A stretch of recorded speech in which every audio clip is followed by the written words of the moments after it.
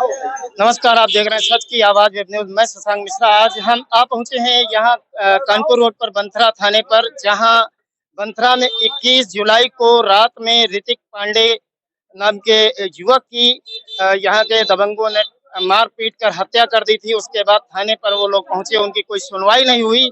उसके बाद लगातार लोग संघर्षरत रहे। अब जाकर के थोड़ी बहुत सुनवाई हुई है। उससे जो संगठन के लोग हैं वो संतुष्ट नहीं हुए और जो कड़ी जांच की मांग है उसके लिए आज सभी यहाँ पर धरना के लिए एकत्रित हुए हैं। बंथरा थाने पर हम लोग एकत्रित। आइए हम बात करते हैं संगठन से जुड़े हुए लोगों से। भैया, पुलिस वाले और सपा वाले सांसद जी भैया, आज जो यहाँ पर धरना लगा हुआ है तो ये किस निस्बत में लगा हुआ है? 21 तारीख को बंथरा कस्बे में एक ब्राह्मण युवक ऋतिक पांडे की कुछ लोगों द्वारा पीट पीट के हत्या कर दी गई थी, जिसमें 4-5 दिन तक कोई भी कार्रवाई पुलिस द्वारा नहीं की गई थी। जब पूरे ब्राह्मण समाज को ये बात पता चली, जिसमें लखनऊ, उन्नाव, रायबरेली, हरदोई, मोहनलालगंज सब जगह के लोग आए, तो हम लोगों ने बृहस्पतिवार को एक यहाँ सांकेतिक धरना दिया था, जिसमें पुलिस को ये अल्टीमेटम दिया गया था कि यदि इतवार तक नामजद आरोपियों की गिरफ्तारी नहीं होती है तो हम लोग बड़ा धरना यहाँ पर करेंगे। उसमें कल 5 लोगों की गिरफ्तारी हो गई। आज इस पूरे घटनाक्रम का जो सबसे मेन सूत्रधार था, जो सबसे बड़ा दोषी दरोगा इब्ने हसन, क्योंकि पीड़ित परिवार के लोग जब यहाँ पर सबसे पहली झगड़ा फसाद होने के बाद आए एप्लीकेशन लेकर के, तो वो मोबाइल पर लूडो खेलता रहा। उसने अगर एक 151 की कार्रवाई कर दी होती और उस चोटिल बच्चे को इलाज के लिए अस्पताल भेज दिया होता, तो शायद वो चोटिल लड़का जिंदा बच गया होता हम लोगों के बीच में। तो पहली मांग ये है कि उसको दोषी दरोगा को बर्खास्त किया जाए। बाकी पीड़ित परिवार के लिए हम लोगों ने मांगे रखी है, जो हम लोगों के संगठन के बड़े भाई नागेश्वर दादा भी आपको बताएंगे कि क्या है। एक चीज और पूछना चाहेंगे, जो आप बोले कि कल गिरफ्तारी हुई है, क्या वास्तव में ये गिरफ्तारी रही या फिर कोई साजिशन समर्पण रहा? अब ये बात आप लोग भी हमसे भली बेहतर जान रहे हैं भली भांति कि 21 तारीख की घटना है, 5 दिन गिरफ्तारी नहीं होती है, बाद में पुलिस प्रेस नोट में बताती है कि कस्बे से ही गिरफ्तार किए गए। तो आखिर ये 5 नामजद आरोपी किस बिल में घुसे रहे और पुलिस से कितनी दूर रहे कि जो नहीं गिरफ्तार कर पाए। और जैसे ही सांकेतिक धरना हुआ, अगले दिन बुलाकर वीआईपी ट्रीटमेंट के साथ पानी की बोतल, मिठाई, कुरकुरे के साथ में उनको बताया गया कि हमने गिरफ्तार किया, जबकि पुलिस के ही लोगों द्वारा हमको कहीं से सूचना मिली कि पूरा थाना मिला हुआ था। उनकी लोकेशन बता देने में जब एक टीम गिरफ्तार करने के लिए लोकेशन लेती थी, तो दूसरा कोई उनको बता देता कि भाग जाओ, पकड़ने आ रहे हैं। ये खेल चल रहा था 5 दिनों से। फिलहाल कल उनको गिरफ्तार किया गया। अब आगे की कार्रवाई किस तरीके से की जाए, उसके लिए हम लोग यहाँ पर एक 5 सूत्री अपना ज्ञापन दिए हैं। 2 घंटे का समय एडीसीपी शशांक सिंह जी द्वारा हम लोगों को दिया गया कि 2 घंटे में इब्ने हसन पर कार्रवाई की जा रही है। बाकी आगे की मांग के लिए ऊपर ज्ञापन भेजा जाएगा। पहले सर गिरफ्तारी के लिए टीमें सुल्तानपुर, उन्नाव, कानपुर सब जगह दौड़ रही थी, लेकिन जब अपराधी यहीं पर मौजूद थे तो ये सुल्तानपुर और ये अन्य जिलों में पुलिस क्या कर रही थी? कहते हैं ना, घर का भेदी लंका ढाओ। जब पुलिस वाले ही अपराधियों को बचा रहे थे तो दूसरी पुलिस वाले कहाँ उसको अरेस्ट कर लेते। तो जो हमारे घर में ही विभीषण जैसा व्यक्ति बैठा है, तो पुलिस कहाँ से अरेस्ट कर लेगी। क्राइम ब्रांच की टीम जाती है, यहाँ स्थानीय लोकल पुलिस उनको बताती है। हमको तो शक है कि वो जो हत्यारोपी थे वो अपने घर ही में बैठे थे, उनकी और सुरक्षा बढ़ा दी गई।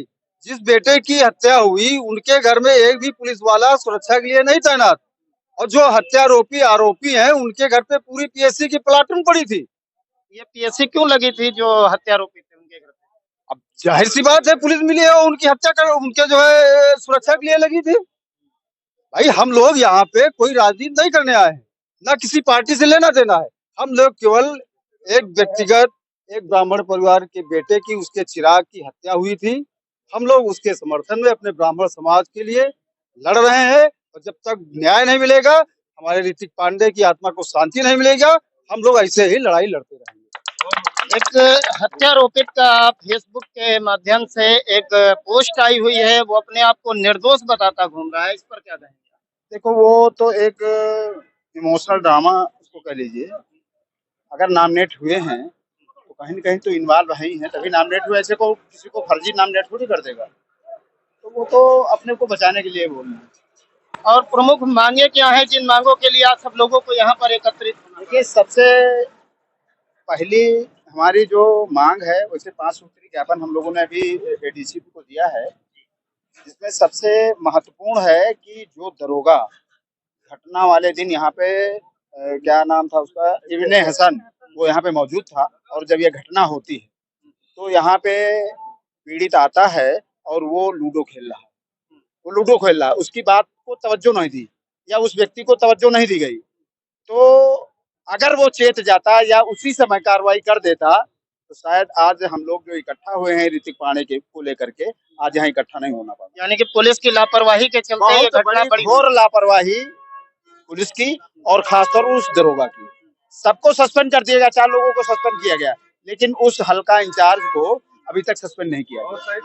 क्यों नहीं सस्पेंड किया जा रहा? तो यह पुलिस की लापरवाही है। तो हम लोग पुलिस की लापरवाही को लेकर के यहाँ पे उस दिन भी आए थे, परसों भी आए थे और आज भी आए। परसों जो हम लोग आए तब 5 लोग कल गिरफ्तार किए गए। आज हम लोग आए हैं तो भी आश्वासन दिया गया है कि उसको निलंबित किया जाएगा।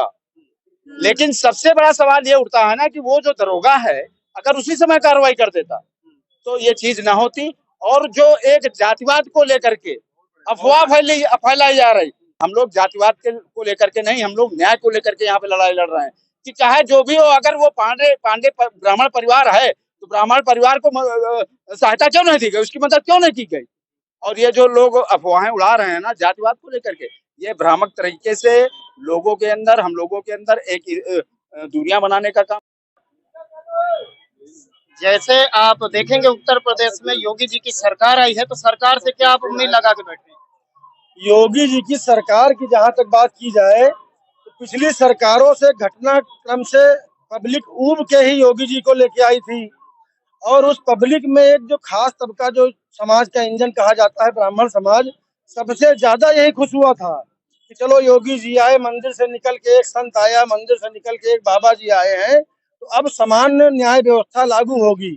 वही व्यवस्था समाज के निचले पायदान में बैठे हुए व्यक्ति के लिए होगी, वही व्यवस्था समाज में आगे बैठे हुए अमीर लोगों के लिए या सभी के लिए एक समान होगा।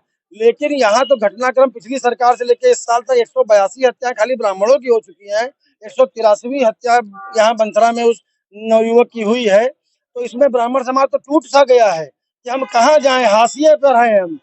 ब्राह्मण के ऊपर ठप्पा लगा है कि ये भाजपा सरकार का है, वो नहीं भी जाता है तो दूसरी पार्टी वाले उससे कहते हैं कि तुम तो भाजपा सरकार के हो। तो उस जब भाजपा सरकार से योगी जैसे संत कहे जाने वाले व्यक्ति से ब्राह्मण को न्याय नहीं मिलेगा तो आखिरी में ब्राह्मण के पास क्या तरीका बचता है? या तो अपना जनेऊ तोड़ दे, गोमती नदी में चला जाए, या अपना धर्म बदल ले। जान बचाने का और क्या तरीका है? जब यही एक तरीका है कि भाई हमारी जान कैसे बचे, या तो अपना जनेऊ उतार दे जो वो चाह रहे हैं, जो उनके अधिकारी चाह रहे हैं, नहीं तो इस तरह या तो मरता जाए, वोट देता जाए। ब्राह्मण से 2 चीजों के लिए सरकार में बचा हुआ है, आप वोट देते रहिए, मरते रहिए।